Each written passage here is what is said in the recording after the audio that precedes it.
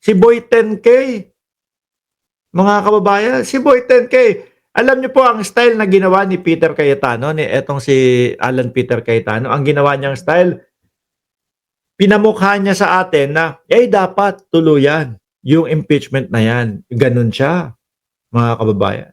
Yung sa isang interview, kung hindi ako nagkakamali ho, mga bossing, kumbaga, parang ano yun napadaan siya tapos na-interview siya. Dapat tuloy ang impeachment, no? Ganito, ganyan. So, ipinalagay niya yung taong bayan sa ano niya. Tuloy ang impeachment. Kita nyo, si Peter Cayetano na ang nagsasabi, tuloy ang impeachment. Tapos sabay binanatan tayo ng remand. Di ba? Sabay binanatan tayo ng remand. Hindi na lang gumamit ng ibalik. Yung word na ibalik na lang. Return. Pero remand ang ginawa ho, mga kababayan. Para naman, hindi masyadong normal sa mga Pilipino. Di ba? Ngayon, ito naman sinasabi, huwag kayong magpanik. What's the worst case? No? They can file another impeachment complaint after 1 year. Ganyan na po, mga kababayan. Unti-unti na po nilang pinapatanggap sa atin, pwede naman kayo mag-impeachment ulit after ng 1 taon ulit . Di ba? Gusto nilang pagayanin po sa loob natin na, pwede naman mauulit naman. Huwag kayong mag-alala, pwede ulit next year. Tingnan nyo yung mga style nila. Di ba, Ram J? Ingat yan. Engot yang si Peter Cayetano. Balasubas na tao. Huwag po nating tatanggapin yung mga ganon, mga boss. No? Wag ho natin tatanggapin yung mga ganong mga dahilan po nila. Kasi hindi nila actually, sabi ko nga sa inyo, kung hindi matuloy itong impeachment na ito dahil po doon sa sinasabi nilang teknikalidad na merong 1 year ban. Nagkamali yung Congress kasi multiple impeachment ang kanilang ipinasa. Kaya ngayon, 1 year ban. Kung hindi man matuloy ho, mga bossing, yung impeachment na iyan, hindi pa din na ipagtanggol ng vice-presidente o hindi pa din nalinis ng vice-presidente yung kanyang pangalan. Di ba? Kung ako ang vice-presidente, hindi ako papayag ng ganon. Lalo na't alam ko na wala akong ginagawang kasalanan, hindi ako papayag ng ganon. No? Yung mga talagang umiiwas lang, no? Yung mga talagang umiiwas lang, yung papayag na, okay lang, ayaw mo na. Sige, at least, wala na, no? Hindi na tayo lilitisin. Pero ako, kung alam ko na wala akong kasalanan, halika, umpisahan natin tong impeachment na to. Cheese, wag ka na magsalita dyan, no? Wag mong harangin na, ituloy natin to. Gusto ko malinis yung pangalan ko. Ganun ho. Pero kung ikaw may itinatago, kahit anong dahilan, okay na sa'yo. Kahit na, hindi nyo naman na ipaliwanag, hindi nyo naman na ipagtanggol ang sarili, at least, stop na. Diba? At least, stop na. Yung mga may itinatago at baka yung mga may kasalanan lang ang tumatanggap nung ganong way na makaligtas dito sa kinakaharap po nila. Dahil po kung ikaw ay walang kasalanan, hindi mo lulubayan ang taong bayan hanggat hindi nila naiintindihan na totoong hindi ka nagnakaw. Nakita niyo po yung pagkakaiba? Pagka ikaw ay may itinatago kahit anong dahilan, basta ang importante hindi matuloy, okay na sa akin yun.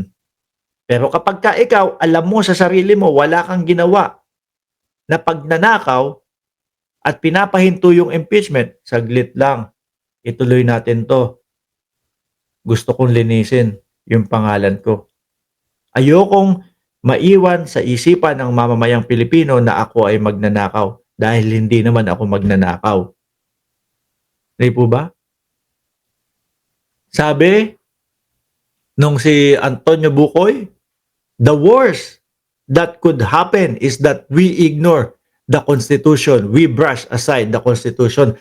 Pag huyan, mga kababayan, sila ang nasunod at hindi po yung konstitusyon, asahan nyo po mga bossing, lalo pong magiging worse ang ating bayan. Dahil yung mga makapangyarihan, yan pong mga nasa poder, sila na po ang masusunod kung ano na lang po ang interpretasyon nila doon sa konstitusyon. Hindi na po kung ano talaga yung nakasaad doon. Papaikot-ikutin na lang po nila yan. Delikado ang mga mahihirap na Pilipino. No? Kung ano na lang po yung gusto nilang interpretasyon, mga bossing.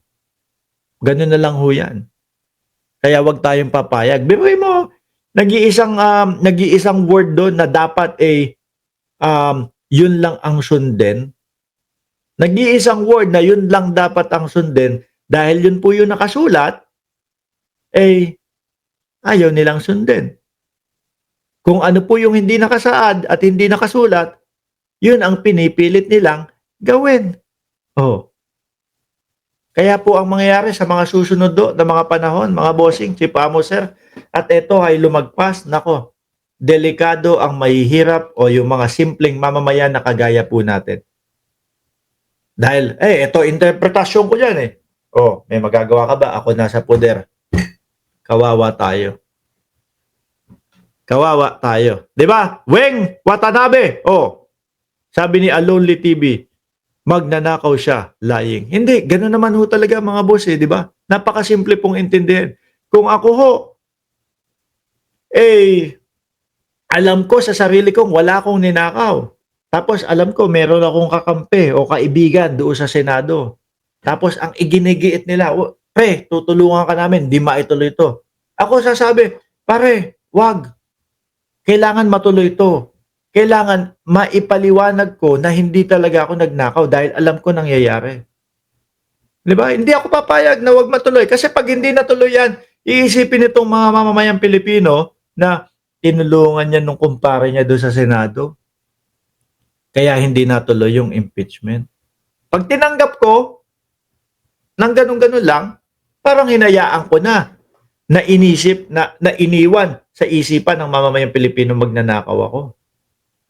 Pero kapag may tinatago ako, no, na ayaw kong mabuko, kahit anong pamamaraan, kahit na maiwanan sa isipan nyo na lang, at least hanggang maiwanan lang sa isipan nyo. Diba? Basta hindi matuloy itong impeachment na ito. Sabi, batas kasi natin para lang sa mayayaman, kaya ganyan ang nangyayari. Sabi ni Legal Brother Lopes, mga garapalang 18 senador, alam na alam ang kasamaan sa kurakot. Ginawang municipal trial court ang Senate trial court. May pa-motion to dismiss pa kaagad, sabi ni Pilo Supi.